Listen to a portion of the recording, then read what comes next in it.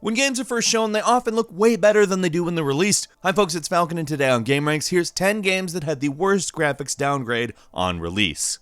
Number 10 is Mass Effect Andromeda, and when you're starting off there, you're starting what's gonna be a pretty intense list, I think. Mass Effect Andromeda was shown as definitely a successor to the other Mass Effect games. There's an excuse for the earlier games looking not as good as the final game in the trilogy, but there actually is a surprising amount of graphical congruity between the titles. Andromeda, on the other hand, while in some cases looked stunning, mostly in the environments, and not all the time there either, had amazingly bad looking faces, as in really weirdly uncanny valley, barely completed looking faces. And to be fair, they did do a lot with them, making them look better in patches, but the damage was definitely done. I mean, it wasn't the only thing that was clearly unfinished about the game, but it was the most noticeable. Those faces are in your face pretty much all the time.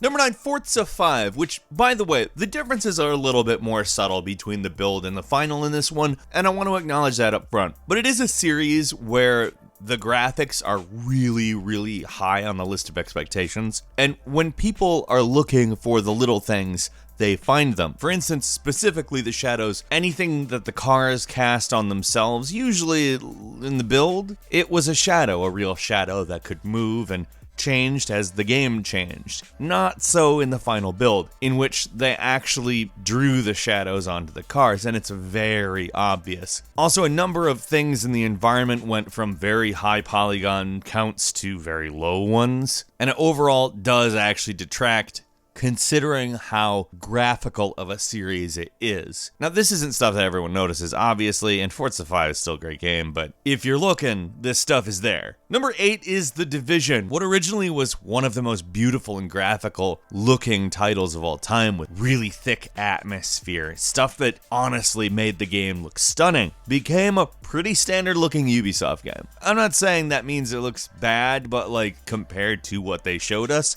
it looks bad. And that's kind of the important thing to remember. The Division was going to be The Division one way or the other. It's just, I think we all thought it was going to be as aesthetically pleasing as it might be otherwise. And it is not. It is, again, like I said, a pretty standard Ubisoft game. Number 7 is No Man's Sky, which was really a problem. If you want to look at the poster child for games where they built an environment to show that had nothing to do with the actual game, which generated its own environments, and is only now, quite a while later, catching up to that original promise of a good look no further than No Man's Sky. Now, to be fair, we do have to say that No Man's Sky today looks so much more like the No Man's Sky we were promised, and in some cases, in my opinion, surpasses the original promise. But when it was launched, what was that? Like, what did you show us the other thing and then give us this for? Because no one would have possibly thought that no one would notice that. It looks silly compared to the original demos. Again, you're starting to see that stuff now, but like, that wasn't what it looked like at launch. Number 6 is Killzone II, which we all know the story to. There is footage that was created specifically for E3 that the developers did not think was going to be represented as the actual game. But depending on who you talk to, what happened was a misunderstanding or a deliberate misrepresentation of the game in which it looked so much better than the game. It was not possible for something to look like what the trailer looked like on the PlayStation 3 platform, and we know this now, but it ended up selling a lot of PlayStation 3s because a lot of people thought that's what it looked like. I mean, we're talking much higher polygon counts than the actual game. We're talking much more environmental effects. We're talking much better fire, much better smoke, much better everything in this trailer. In a lot of cases, if a game looked like that trailer today, people would be like, this is a good looking game. Maybe not the best looking game, but games did not look like that on the PlayStation 3. And we know this.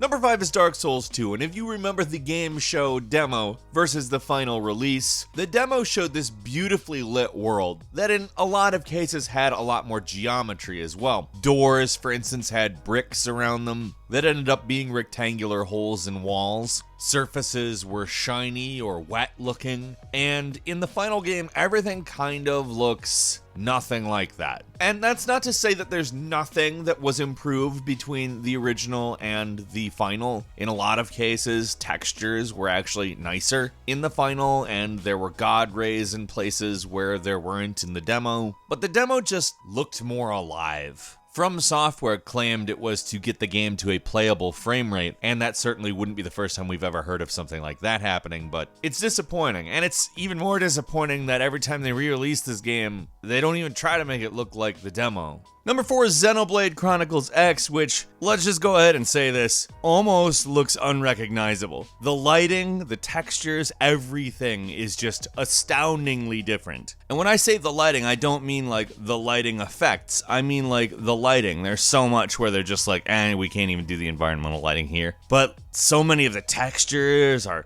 astoundingly low resolution. Even in animated sequences, there's less robots, for instance. The textures of the robots kind of suck. Little mechanical details are just gone. The lighting effects are really bad. I mean, it's a huge downgrade. It looks like garbage compared to the original trailer. Number 3 is Rainbow Six Siege, and this, in my opinion, really shows the limitations of those pretend conversations during pretend gameplay, where people are like, yeah, go over here, no, do that. One of those trailers paired with gameplay that is simulated and made more cinematic, both in movement, camera angle, overall smoothness, and polish, really makes the game itself seem boring, because when you're not moving in a game and the game is just like stationary and everything is static, it just emphasizes how it is nothing like the thing that you saw. Rainbow Six Siege is this way, and that's not to say that Rainbow Six Siege looks bad, it just looks nothing like that game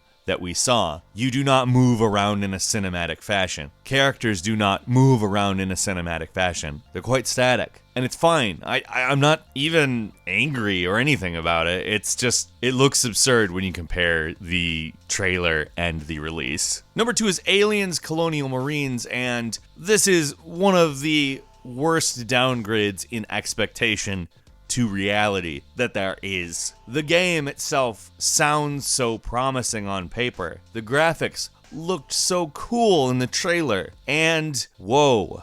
I mean, unfortunately, Gearbox ended up outsourcing a very large amount of their work. There was a lot of problems during development. It had a lot of technical problems after release. I mean, it's Aliens Colonial Marines. It's one of those games where people just know.